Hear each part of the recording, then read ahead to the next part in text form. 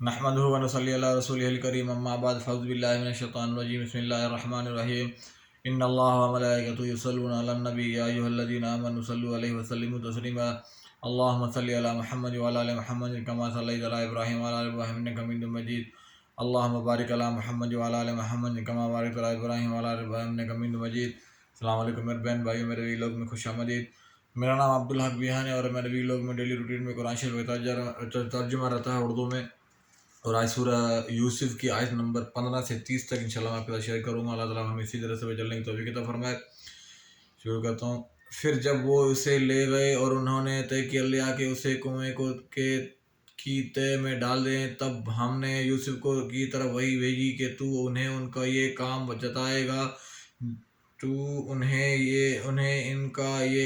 جتائے گا جبکہ وہ نہیں سمجھتے ہوں گے۔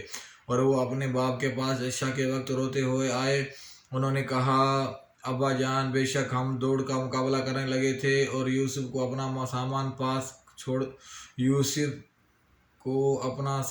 کے پاس چھوڑ دیا تھا تو اسے بھیڑیا کھا گیا، اور آپ ہمارے بات کا یقین کرنے والے نہیں اگرچہ ہم سچے ہی ہوں۔ اور وہ اس کی قمیض پر جھوٹ مارٹ کا خون بھی لگا لائے۔ یعقوب نے کہا، حقیقت یہ نہیں بلکہ تمہارے دلوں نے تمہارے لیے ایک بری بات آراستہ کر دی ہے، لہذا صبر ہی بہتر ہے، اور اس پر اللہ ہی سے مدد طلب ہے جو تم بیان کرتے ہو۔ اور ایک قافلہ آیا، پھر انہوں نے اپنا پانی لانے والا بھیجا تو اس نے اپنا ڈول لٹکایا۔ وہ دیکھتے ہی پکار اٹھا، واہ، خوشخبری ہے، یہ تو لڑکا ہے۔ اور انہوں نے اسے پونجی سمجھ کر چھپا لیا، اور اللہ اسے خوب جانتا تھا جو وہ کر رہے تھے۔ اور انہوں نے اسے معمولی سی قیمت یعنی قیمتی کے چند درہموں میں بیچ دیا، اور انہیں اس میں کوئی رغبت ہی نہ تھی۔ اور وہ شخص جس نے یوسف کو مصر میں خریدا تھا، اس نے اپنی بیوی سے کہا، اس کی اچھی طرح دیکھ بھال کرنا، امید ہے یہ ہمیں نفع دے یا کہ ہم اسے بیٹا بنا لیں۔ اور اسی طرح ہم نے یوسف کو زمین مصر میں جگہ دی تاکہ ہم اسے باتوں کی تاویل، خوابوں کی تعبیر سکھائیں، اور اللہ اپنے ہر کام پر غالب ہے، لیکن اکثر لوگ نہیں جانتے۔ اور جب یوسف اپنی جوانی کو پہنچا تو ہم نے اسے حکم اور علم دیا، اور اسی طرح ہم نیکی کرنے والوں کو جزا دیتے ہیں۔ اور جس عورت کے گھر میں وہ یوسف تھا، اس عورت نے اس کی جی سے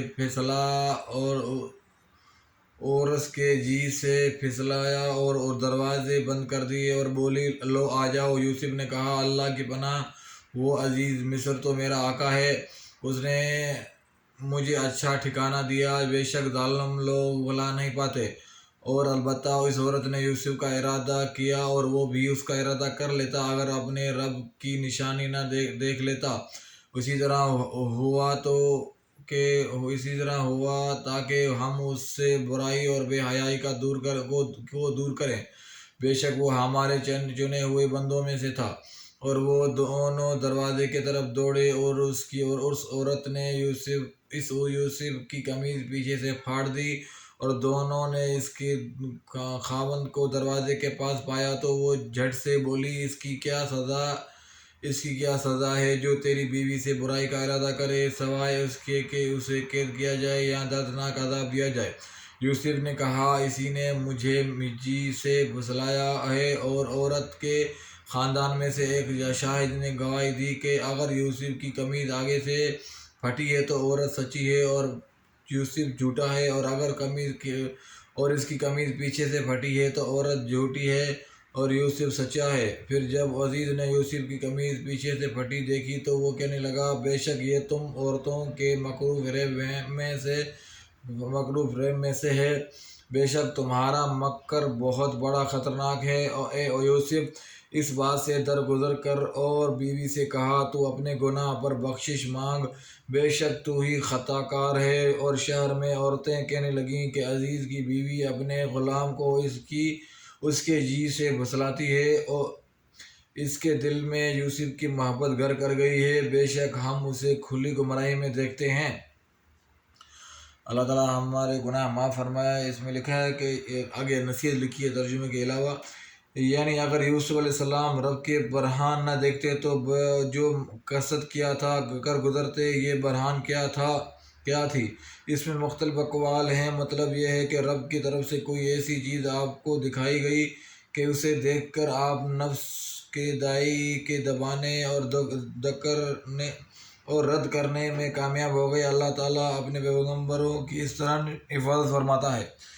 اللہ تعالیٰ ہمیں نیک عمل کرنے کی توفیق عطا فرمائے۔ اللہ تعالیٰ ہمارے گناہ معاف فرمائے۔ اللہ تعالیٰ ہمارے وہ گناہ معاف فرمائے جن کی وجہ سے دعائیں قبول نہیں ہوتی، اور ہم سب کو اللہ تعالیٰ زیادہ سے زیادہ عبادت کرنے کی توفیق عطا فرمائے۔ حضور صلی اللہ علیہ وسلم پہ درود شریف پڑھنے کی توفیق عطا فرمائے، کیونکہ حضور صلی اللہ علیہ وسلم کی محبت ہی ہمیں اللہ کے قریب لے جا سکتی ہے۔ انشاءاللہ دوسری ویڈیو میں ملاقات ہوگی۔ السلام علیکم۔